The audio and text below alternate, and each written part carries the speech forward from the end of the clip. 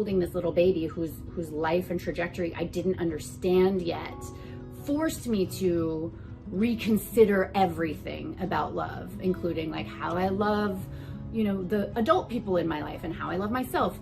Because I didn't know how the love was going to look between me and Pippa. It ended up being like the beginning of life for me, like kind of a rebirth for me as well as her birth. I had the opportunity to like rediscover everything about what my life was, what her life is, what everything was going to look like, and it actually opened into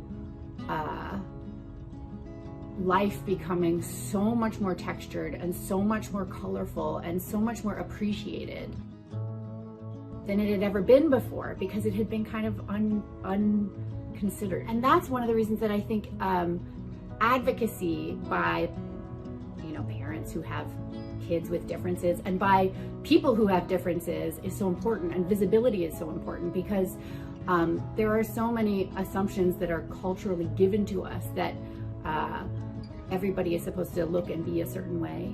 And I think that that's a reductive perspective that ends up stratifying human value in every arena. Wishing for a particular child instead of being curious about the amazing being that is born to you is maybe a paradigm and a framing that we need to get away from, so that we can start to learn how to love each other and also learn how to love ourselves. Looking back now at the amount of information I didn't have about Down syndrome, it's astounding. I think one of the big pieces of advice I would give is that when you receive a diagnosis that is unexpected, seek out the community.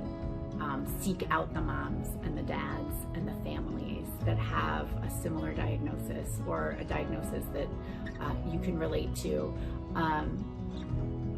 Because I think one of the first things that hits is this like worry about isolation and worry about like, oh, we look different from other families. What is this going to be?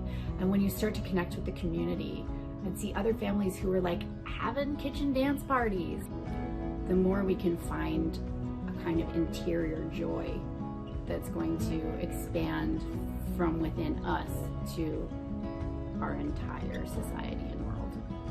And I hope that the kind of learning that you can do when you enter the world of disability is, I hope it's a shortcut to that kind of conversion of perspective.